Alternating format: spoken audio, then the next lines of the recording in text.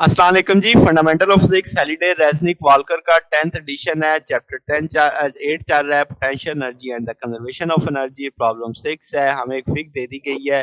वो कहता है जी एक स्मॉल ब्लॉक है जिसका मास 0.032 केजी है, स्लाइड कर रहा है friction loop loop the loop, जैसे यहाँ से चलेगा तो इसके अंदर एक लूप बनाएगा। फिर वो कहता है विद द लूप रेडियस, इस लूप का रेडियस बता रहा है 12 सेंटीमीटर है। ब्लॉक को रिलीज किया है पी पॉइंट से और हमने उसे किस हालत में रिलीज किया है? रेस्ट की हालत में रिलीज किया है। अब वो कहता है at the height H is equal to 5 R above the bottom of the loop. ठीक है, अब यहाँ पे यानी ये जो छोटा एच है ये किसके बराबर है? 5 आर के बराबर है। फिर कहता है how much work gravitational force do on the block. Gravitational force की वजह से वर्क निकालना है, कहाँ कहाँ पे?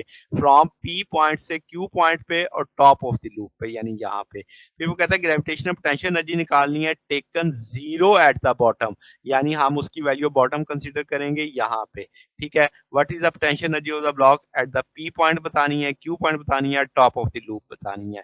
फिर वो कहता है अगर आप यानी instead of merely being release उसे कोई पुश दे देते हैं, डाउनवर्ड स्पीड दे देते हैं, क्या इससे हमारे आंसर्स पे कोई फर्क पड़ेगा? वही रहेंगे या चेंज हो जाएंगे? तो सबसे पहले तो वर्क निकालना है किसकी वजह से? ग्रेविटेशनल फोर्स की वजह से। तो हम जानते हैं W equal to F dot D, F G D cos five होता है। अब आपके पास एच है और यहाँ तक आप पहला वर्क किसकी वजह से निकाल रहे हैं? पॉइंट क्यू तक, इनिशियल पॉइंट से क्यू तक।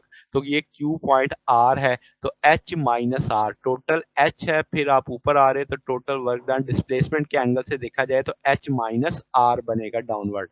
तो आप कहेंगे एफ की जगह एम जी आ जाएगा, डी की जगह आपके पास एच माइनस आर आ जाएगा, कॉस फाइव अभी मैंने लगा दिया है। एच आपको पता है 5 आर है, इस सारे को लेके सॉल्व करेंगे कॉस जीरो, क्योंकि ग्रेविटी की फोर्स भी नीचे है और इसका डिस्प्लेसमेंट भी नीचे है, तो 0.15 जूल आ जाएगा। फिर अगर हम इनिशियल पॉइंट से टॉप ऑफ द लूप देखते हैं तो एक आर ये है, एक आर ये रेडियस इसका दिया हुआ है, तो 2 आर हो जाएगा।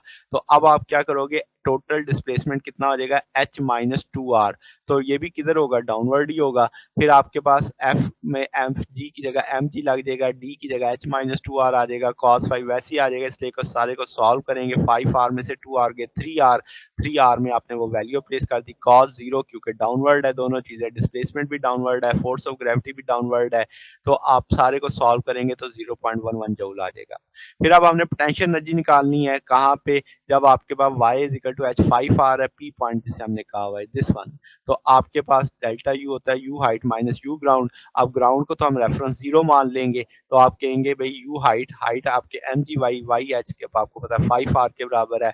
अब आपको एम भी पता है, जी भी पता है और आपके पास y की वैल्यू भी है, तो इस सारे को लेके सॉल्व करेंगे 0.19। अगर आप q की बात करेंगे तो y is equal to R, ground के लिहाज से देखना है ना, तो ग्राउंड के लिहाज से तो ये r हाइट पे है।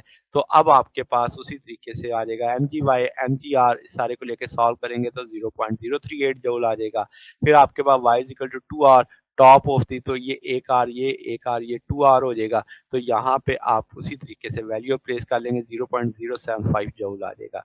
अब अगर आप इन सारी टूल्स को देखो तो इन सब के अंदर कहीं पे भी इनिशियल वेलोसिटी नहीं है। अगर आप उसे तेजी से भेजते भी हैं नीचे तो हमारे रिजल्ट्स पे कोई फर्क नहीं पड़ेगा, यानी उसकी इब्तदाई वेलोसिटी आप कुछ भी कर दें तो पोटेंशियल एनर्जी में कोई फर्क नहीं पड़ेगा। तो ये हमारे पास सोल्यूशन है जनाब। अगर आपको इसमें कोई बात पूछनी हो, डाउट हो, तो नीचे कमेंट्स में पूछ सकते हैं। वीडियो अच्छी लगी हो तो वीडियो को लाइक कीजिएगा, दोस्तों के साथ शेयर कीजिएगा, चैनल को सब्सक्राइब कर दीजिएगा। अब तक के लिए इतना ही, बाकी इंशाल्लाह हम नेक्स्ट देखेंगे। ओके, अल्लाह हाफिज।